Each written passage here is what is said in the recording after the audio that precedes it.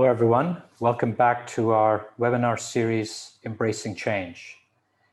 We have Spring here today from the US. Thank you for waking up early and joining us today all the way from there. Welcome, Spring. My pleasure. And it's going to be an interesting conversation. If so, Spring, maybe give us a little background of yourself and how you came about to this topic of self as a source of medicine. So maybe a little bit of background story, and then maybe move towards what do you mean by self, and then we take it from there. So welcome. Thank you. Thank you, Feisal and the Geneticare. It's my pleasure to be here with all you all. So myself, I was born in China. I currently live in US, and I've been here for 25 years. But I'm a native Chinese. I was born in the 70s. And I left China when I was 22 to come to the United States to pursue a biology PhD, molecular biology, actually. So I have my first part of my career, I was kind of like trained as a mainstream science background, with a mainstream science background.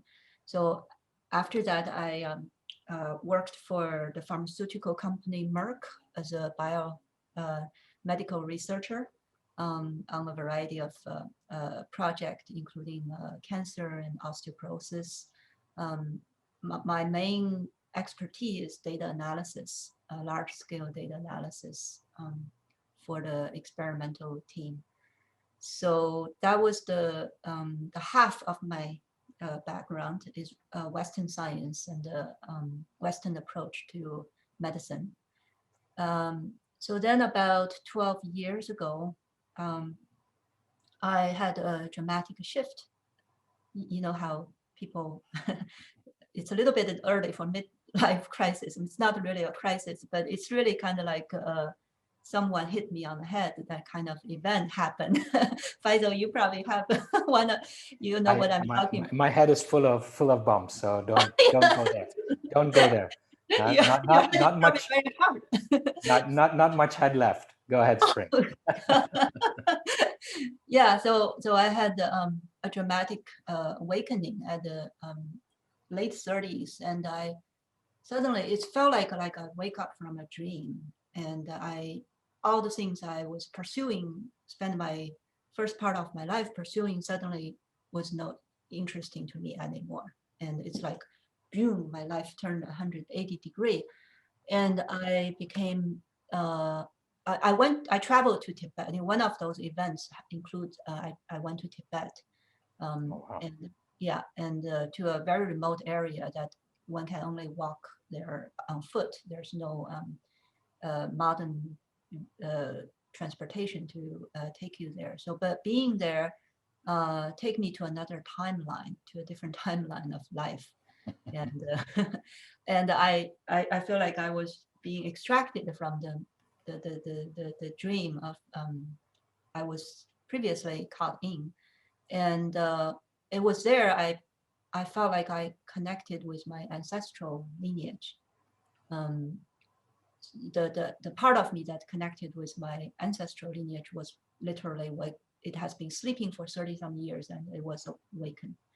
And I look back, I realized both of my grandparents, they were my father's side grandpa, he's a Chinese medicine doctor, practicing Chinese medicine all his life until very old. And my mom's side grandfather is works for a Chinese pharmacist. So Oh, wow. Yeah, so I never, until that point, I never put all these together.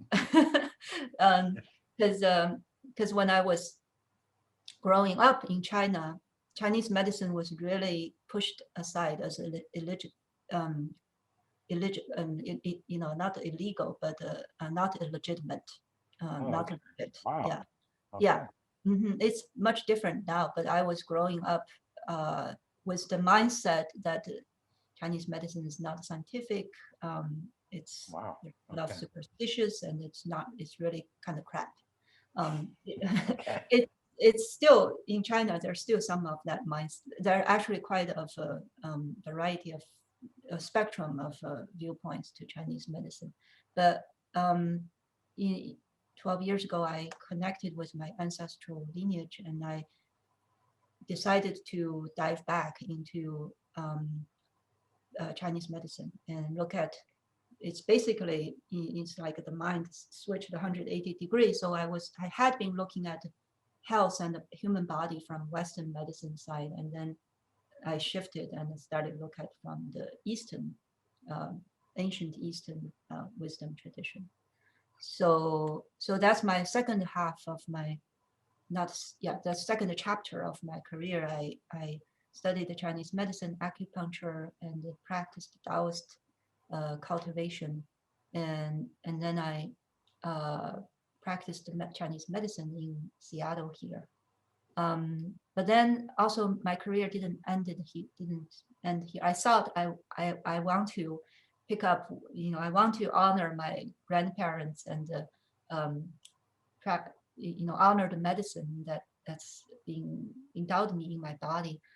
But when I was practicing Chinese medicine in US, I start to observe that I was not just treating with the physical materiality of a human's body. My patient comes in with emotions and their belief system that is so much interconnected with the society, the conditioning, the message, implicit message broadcasting by society all their life. So, and as a Chinese medicine practitioner, I did not have the actually, I'm not allowed by my profession actually to engage with people on that layer, which was really painful to me, because for me, the Chinese medicine is a medicine of wholeness. The traditional Chinese doctor will engage with a patient with on all levels: body, mind, heart, spirit. Yeah. So and also I realized our society as a whole also needs medicine. Yeah. So and as a just one little acupuncturist running my own shop, it has too limited influence. So then I switched my career again. The second switch was actually quite of a it was quite painful, because I really love practicing medicine, but I felt like in order to broaden the influence of this medicine, I need to find a new pathway. So that's brought me my current profession. I now work as a coach, as a leadership development, and a scholar on organizational development. So basically, I'm entering in through the invisible realm of self, of body, through our belief system, or how our society is organized on different levels: family, organization, workplace, and bring my integrate my knowledge of Western science and the Chinese medicine in this new domain. So that's my background. All right, that's a very interesting story, going back to source, which is your ancestors, and then challenging that calling, right? When you reach the grounding, and now looking for a more broader healing process, and coming through the leadership angle. So now let's talk about self. What does self mean? Like what is that? Where does it begin? Where does it end? Is there a beginning? Is there an end? Or is it just a continuum? What does that even mean? Yeah, that's a great question, Feisal. So when I refer to the word self, I was really the source of my framework about self is in the ancient Taoism and the Chinese medicine. The way I talk about it is taken from those archaic language and put it into modern English. Okay. So yeah, so in this lineage, we think of self as an ecosystem.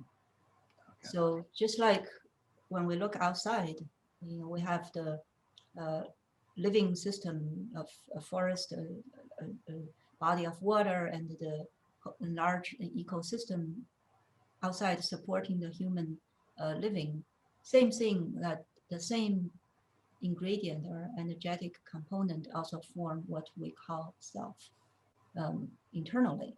It's just we can easily see what's outside, but to see what's inside requires, for our modern people, requires some knowledge and training.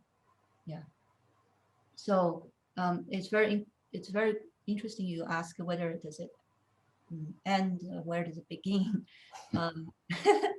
Because the title of our seminar, Embracing Change, so which is actually, this is a central idea of Taoism, is that the self is really a process that continues to be born and continues to end, and it goes on cycles within cycle, cycles after cycle.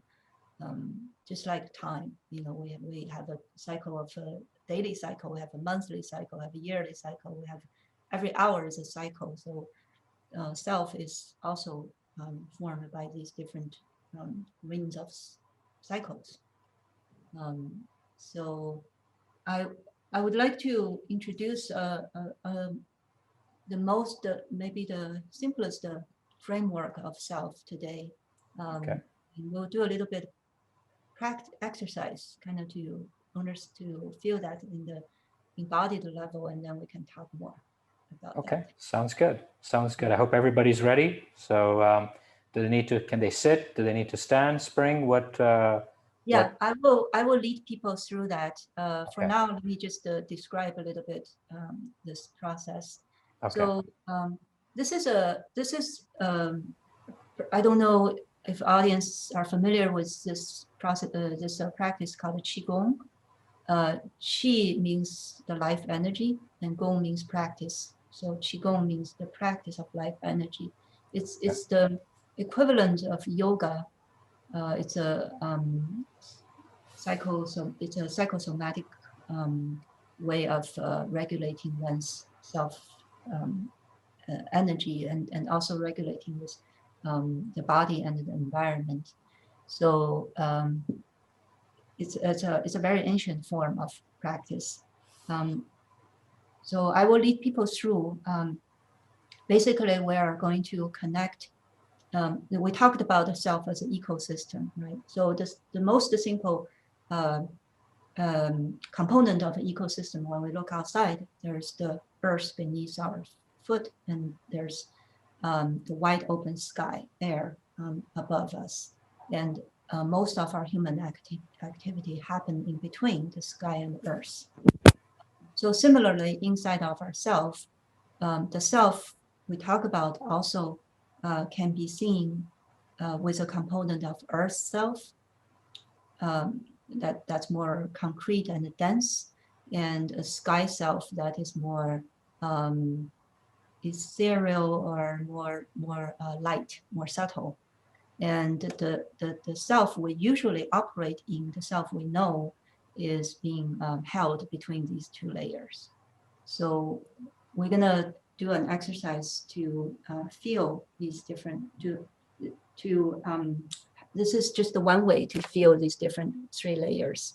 So I would like to invite all of us to stand, if possible.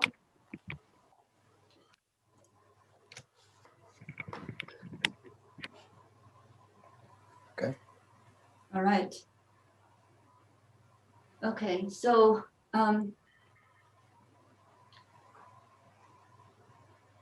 well, let's take a moment just to feel our body weight now being supported by the feet on the ground. Let's take a few deep breaths by starting the breathing from the belly.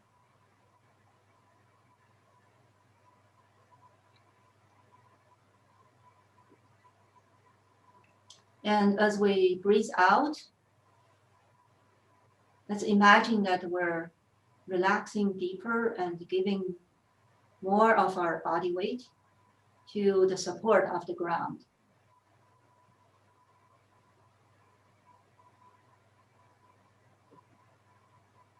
And as you continue to breathe, I would like to invite you to gently move your ankle joints and the knee joints so that they're not locked. Yeah, great. So introduce some buoyancy. Just gently wiggle your body so that you find a supple and open state of the joints of your lower body.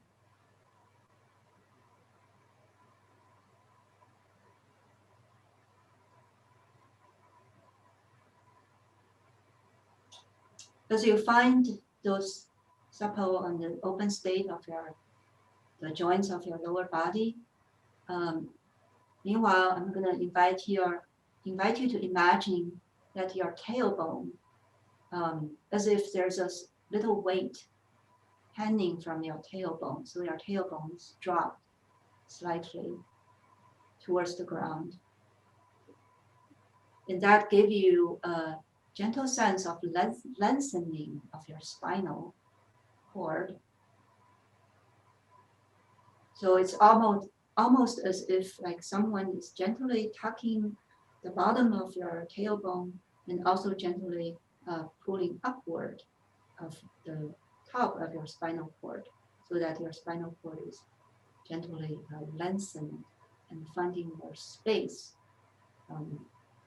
in between the bones.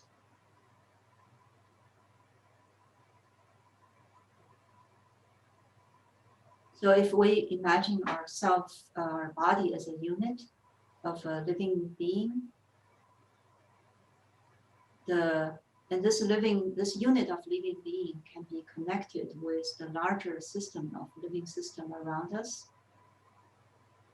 then the spinal cord, the bottom and the top of the spinal cord is really can be seen as like the two connector point that connects us to the living energy, which, by the way, in Chinese is called Qi, the beginning two letters of Feisal's company, Genetic Care.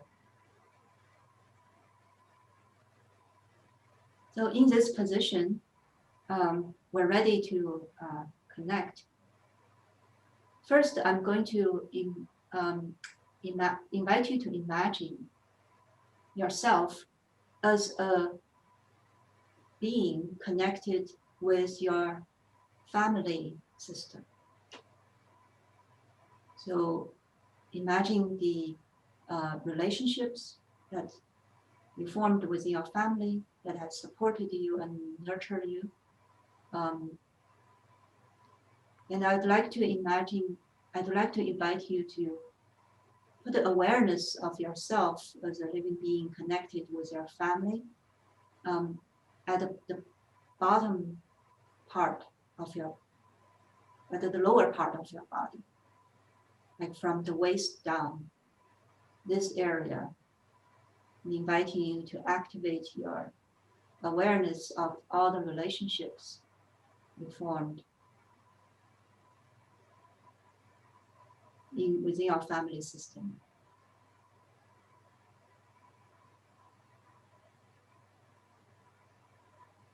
And within that, there's love and nurturing. There are also, like every family, there can be there can be conflict and struggle, but that's all okay. That's all included. That is the ground, the earth of our being.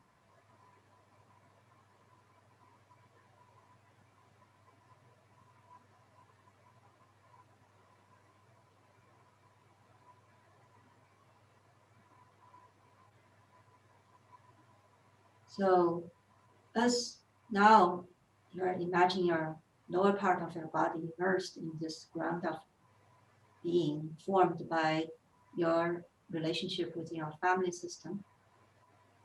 I'm now going to invite you to bring your awareness upward in between the from your belly button all the way to the top of your shoulder, this area. So in this middle section of our body, I would like to invite you to activate your awareness of yourself as a living being connected with other living beings in your social realm. So please bring awareness of your connection with your friends, your collaborators, your co-workers, the people you are engaging to when you perform your social role as a social being. Your role is connected with many other roles through an exchange of friendship, mutual interest, financial exchange.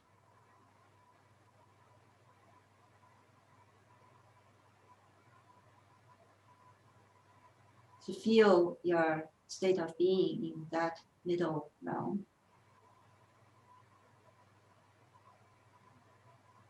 Take notice how your body is responding when you bring your awareness to this realm.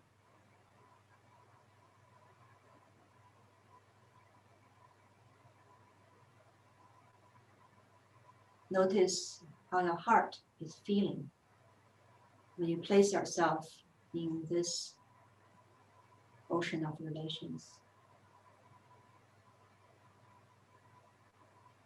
And now, lastly, I'm going to invite your awareness go even further up, and from top of the shoulder to including the head, and also maybe a little bit above your head, to the extent you feel comfortable. For this section of our body, I'd like to invite you to activate your connection with the subtler realm of reality. So the so-called invisible realm. So we connect with this realm with many pathways, our dream, our vision, our purpose in life, the higher purpose that aspire you to be someone larger than yourself. It could be your spiritual connection, whatever form of spirituality you feel you are subscribing to. So this realm of self connect us to a larger existence, larger being that is more than just our body.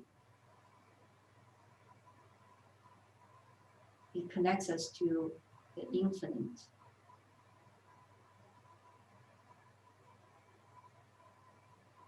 So I'd like to invite you to recall, to bring into your memory of maybe the most inspiring dream or vision you hold ever since you are a child. Or the longing for something that is larger. And notice how you're feeling when we activate this realm, the sky realm. Notice that which part of your body is activated.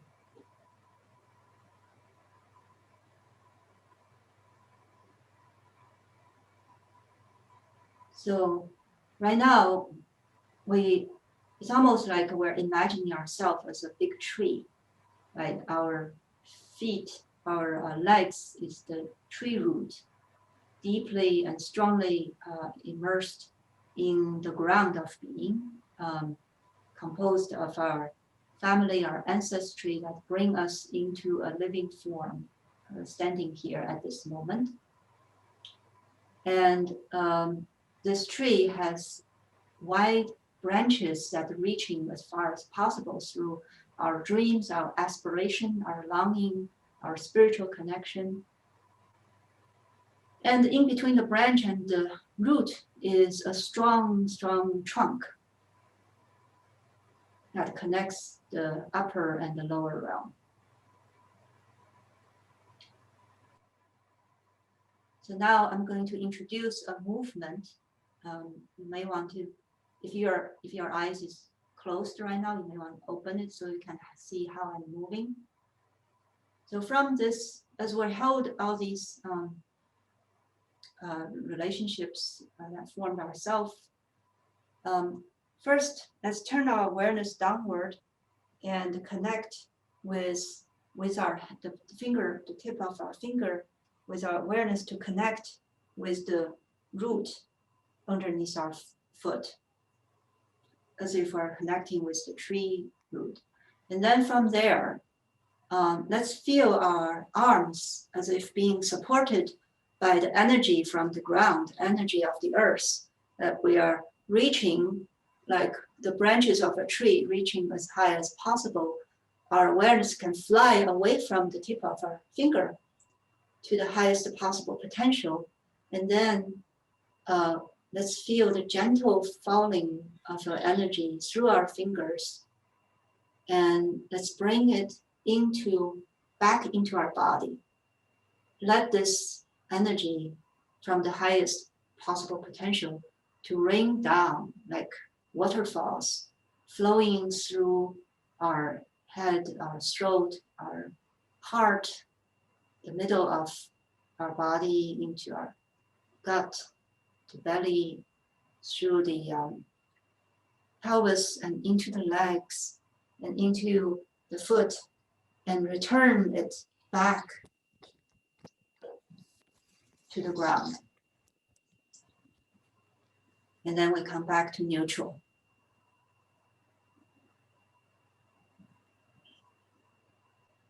This is a practice called the Tree and Waterfall. Let's do it again. First, from this neutral position, let's dip down. You can bend the knees a little bit and use our fingertips to connect, in our mind, connect with the root underneath our feet. And from there, let's invite an upward lifting energy, as if we are being supported and being lifted up. Just like trees, the branches are being lifted up by the natural force of life. And then we're imagining that the energy from the highest possible potential is now being guided into our body again with our hands. And this energy is cleansing, healing, and integrating our inner being. It's washing the organs, and it's flowing down through our legs and all the way through the feet back into the earth.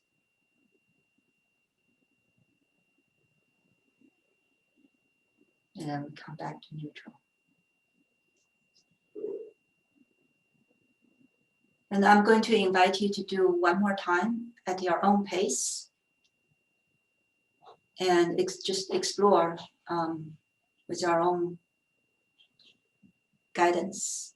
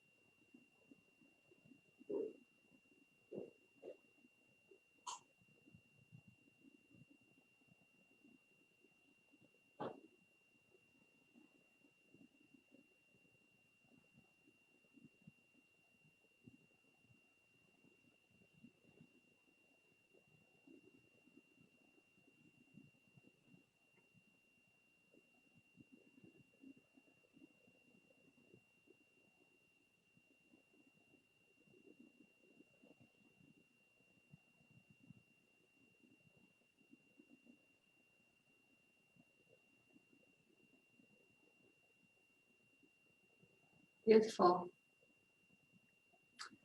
Thank you for sharing this with me.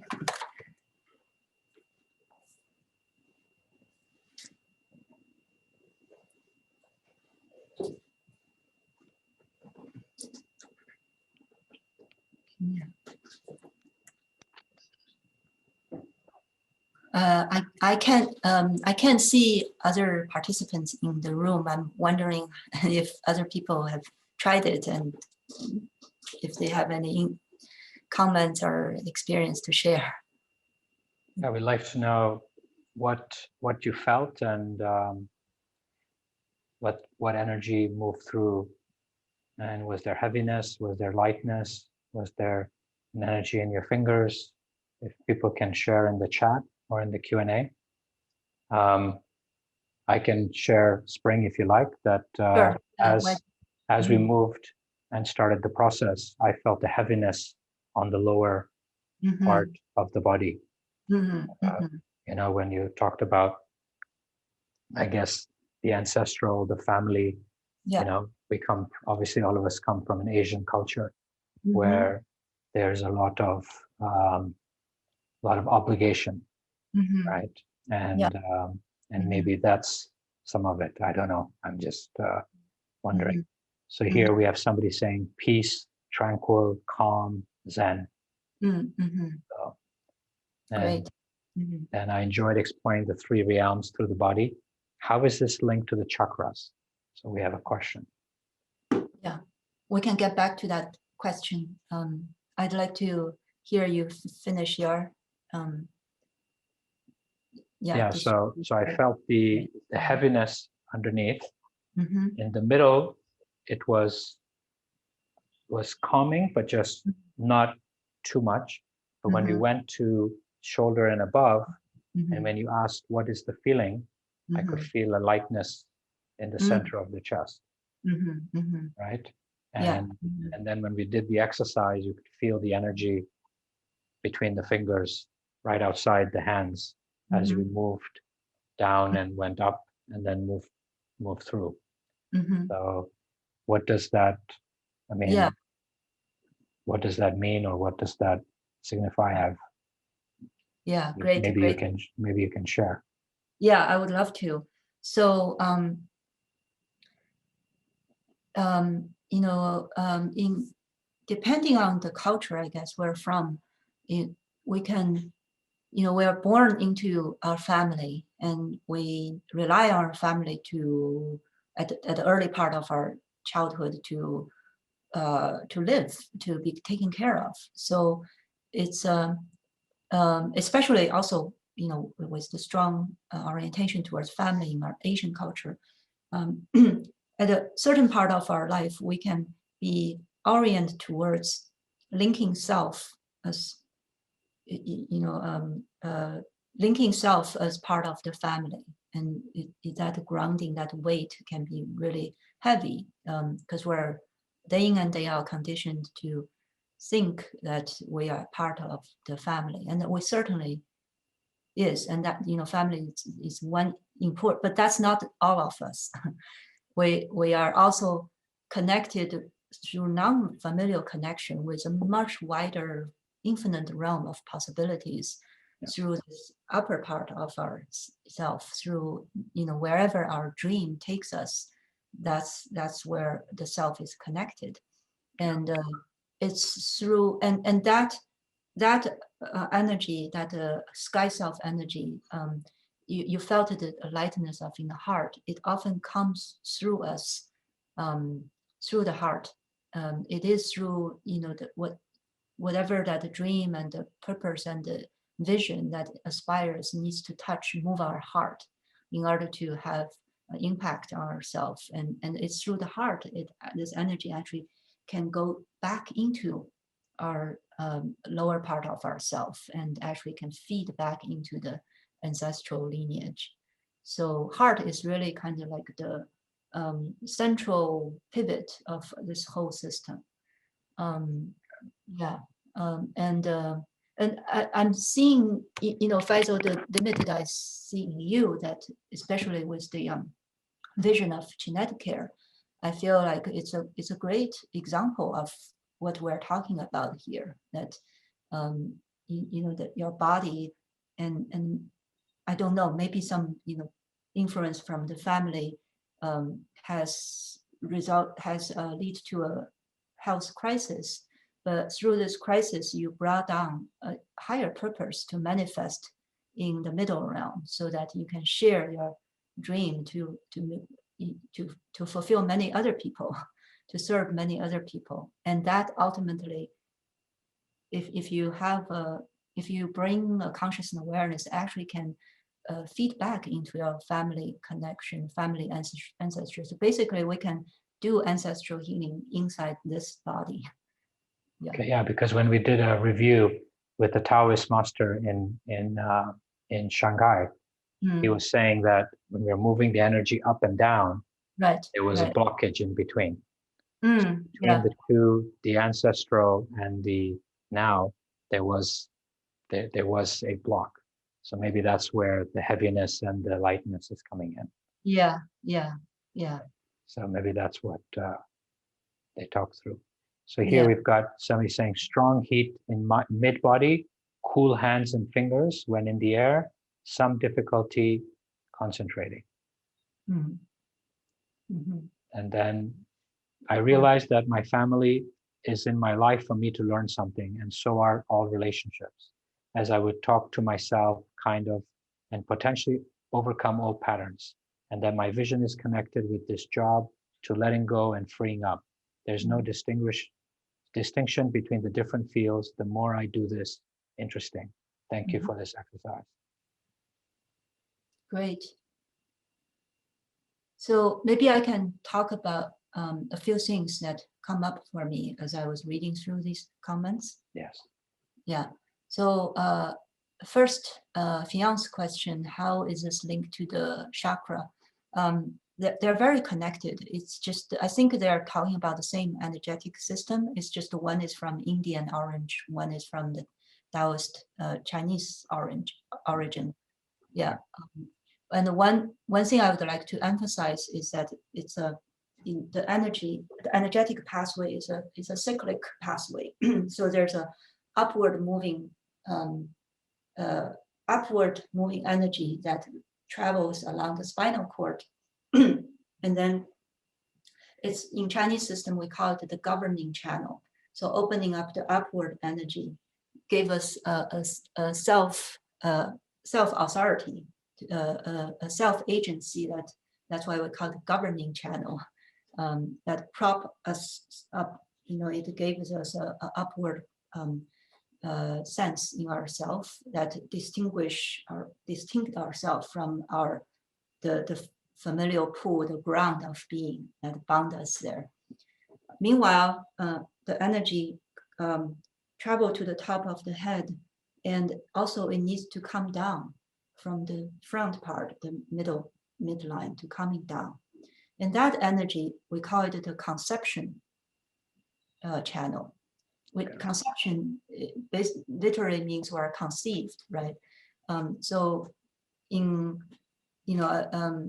usually we think we're conceived once through our mommy when she get pregnant, but actually in this subtle medicine, the idea is that we're always being conceived. We're continually being reborn. If we opening up this channel and bring the energy down into our body, then we can give birth to ourselves again and again. And then this energy can form, basically it forms a self loop inside of ourselves. Yeah. So much of our my practice and a lot of the Chinese medicine practice is work on how these cyclic pathways being blocked. So remove the blockage so we can maintain the healthy flow of qi in this energetic pathways. Yeah. So let me read Cornelius again, and there's something I would like to. Yeah, about the old pattern and connected and letting go and free up. So I would like to talk about this. This is very important because we're the health. You know, I've in my own experience too. Like I find that if we trust the body's intelligence, we actually can collaborate with our body to release old patterns. So when we run into a health issue, of course, there's something, you know, from the Western medicine sense, there's something mechanically that needs to be adjusted. But at the same time, we can almost always find, you know, what does this body wants to say to us about some old patterns that needs to be. The word I used is not just released, but composted. You know, we talk about self as an ecosystem, and as we know that in ecosystem, nothing is wasteful, because the energy goes cyclical, and even the old pattern, there's energies bound up in the old pattern that needs to be freed up, the old patterns, but the energy needs to be reharvested to serve for the new creation. So that aspect, we often do it in the realm of feelings and emotions. That's not the composting is not something. It's very difficult to do through cognitive talking and cognitive means. We need to feel deeply into what is this old pattern. What's the imprint? What's the emotional imprint of this old pattern? And let our feeling capacity to compost it. So is it a reframing, or is it a moving through? We can. I mean, so it's probably easiest if we can do a quick demo. Okay. Sure. Yeah. So I mean, we're a little bit short on time, but let's just do a very brief demo. So Feisal, you mentioned that you felt this heaviness. Yes. Yeah. So this process we call it mapping. So when we identify something in the old pattern that has an emotional imprint, so I would investigate the actual felt sense of this experience. So I'm going to ask you a series of questions, Feisal. Okay. You just, this question may not make sense, but you just gave me your intuitive first impression answer. Okay. Okay. So where do you feel this heaviness in relationship to your body, Feisal? Is it it's at the bottom towards the calves, ankles. Calves and ankle? Okay. Ankle. Is it in your body or outside? It's more outside. It's like more outside. Like heaviness. It's like a heaviness outside. Okay, outside. So if this felt experience of heaviness had the quality of temperature, would you say that it's warm, cold, or neutral? No, warm. Warm. Okay. And if it had a quality of substance, would you say that it felt something solid or liquid or gaseous or more solid, more solid or energetic, like heaviness? It was like a heaviness. Okay, solid, energetic. Okay. And if it had a quality of color, would you say that it's any color of the rainbow, black and white? Maybe more dark. Yeah, maybe more dark. Dark. Okay. Like black, dark, or? Yeah, gray, black, like dark, not light. Okay. All right. Is it moving in any way, or? No, it's just kind of there.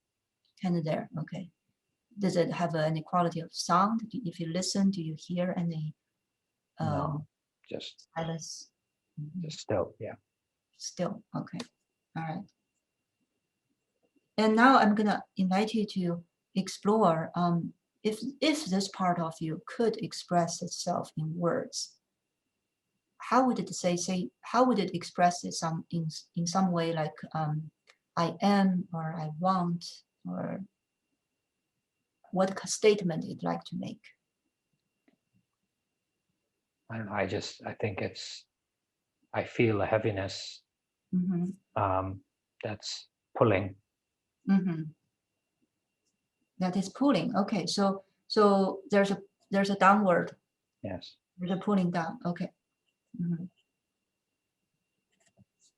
Okay. All right.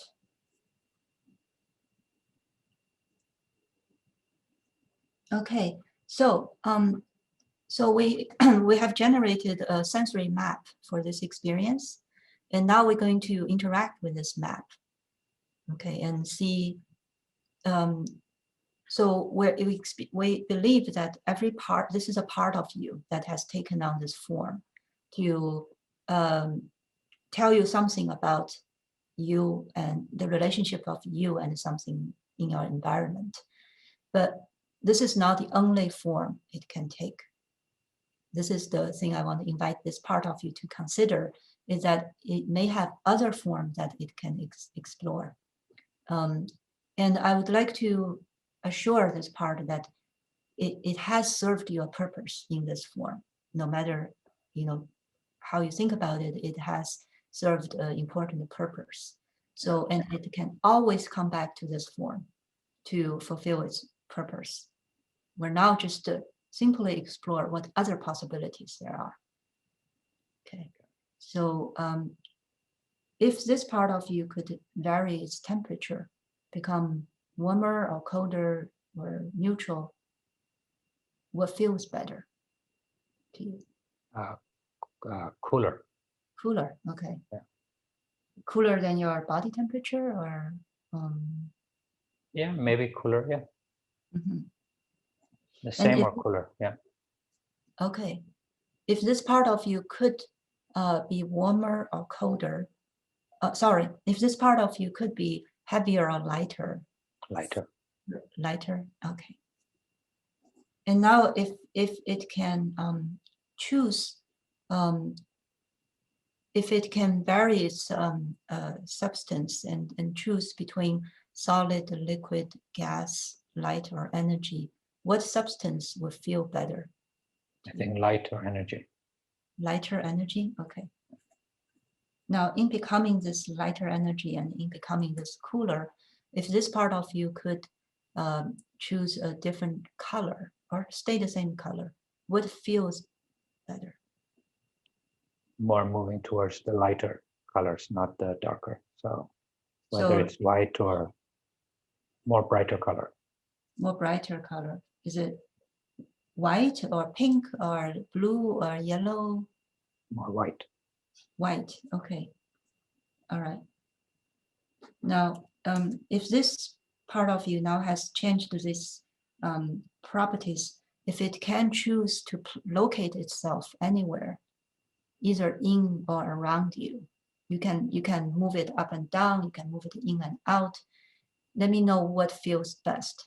Where does it move to that gives you the best feeling?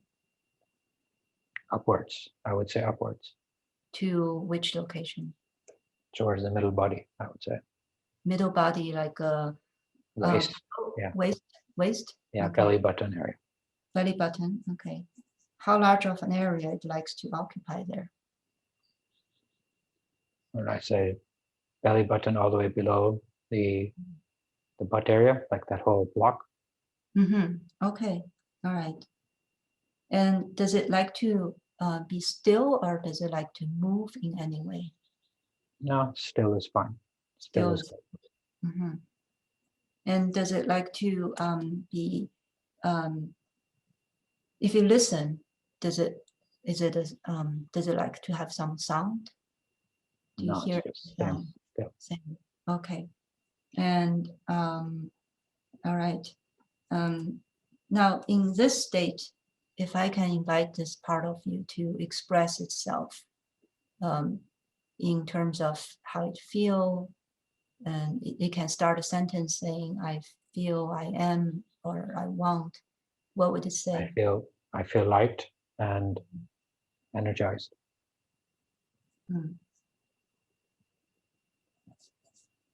And is there a sense of what is it like to express, or what is it like to accomplish or serve in this new form? I think it's just supporting, just there to support. Uh-huh. Mm-hmm. Great.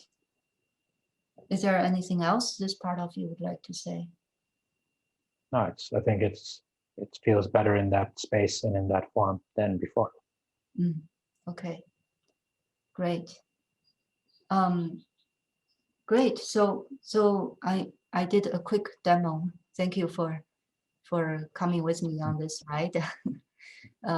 So this is a you know, for in terms of the old patterns of self, we usually go into it not by analyzing or try to maneuver or overcome or changing it, but by immerse ourselves in the sensation and feeling of it and let it unwind it by itself.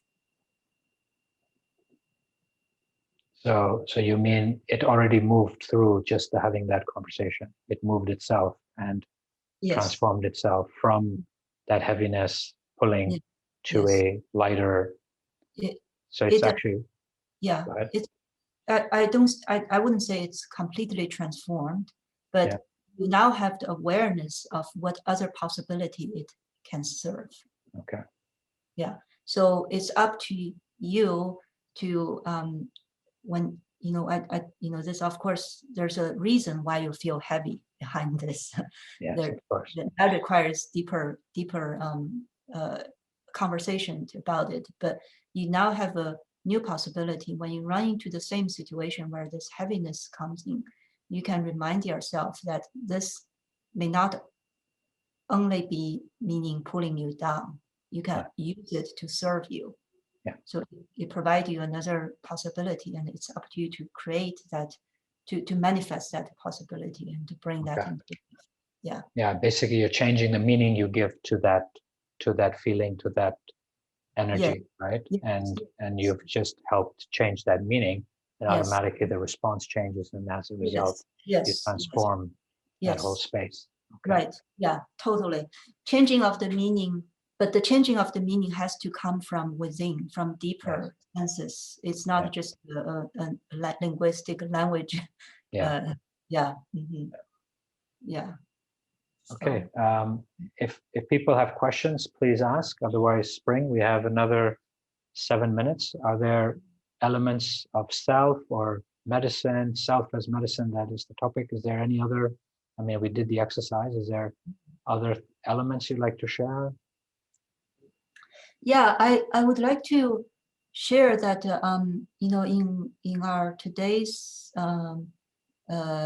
medical system, there's such a variety of, you know, such a wide range of possibilities to choose from, and I really I I really think that when we wake up our own authority, you know what, I think in the conventional medical system, there is a tendency, the way that the system is wired is changed. There's a tendency for us to be buying into the illusion that it's the medical practitioner who has the who's determining how this healing process can unfold. And that is really an illusion. Is a paradigm that does not serve. It does not serve the patient. It does not even serve the medical system. Yeah, and I see that what you're doing, Feisal, through genetic care, is really helping us to wake up to the reality that we are the main agent responsible in our own healing. We're enlisting medical professionals as partners to help us. But you know, when I talk to practitioners on all sides, from Western medical scientists to holistic practitioners, there's a very strong sense that we can't do healthcare if the patients are not waking up to their own authority to take charge of their own healing process. So I would really encourage people to trust ourselves, trust our own body's healing capacity, trust our feelings, and use the medical system to support our healing, not to rely on it. No, but it's good that you're saying that the Western doctors that you're encountering are asking us to empower ourselves and take charge, and at the same time take responsibility, right? That's another element that many are not wanting to do because it makes it, easier to blame external rather than take full responsibility. Yeah. So maybe in the last time that we have, are there any suggestions, any recommendations? I mean, obviously the practice we did is something that's amazing, right? Is there any other ideas or tools or things that you can share that you would recommend people to consider? There are so many. Well, of course, I have my own practice of helping people to be grounded in their own self-authority and empowerment. Resonance Code is the Resonance Path Institute is my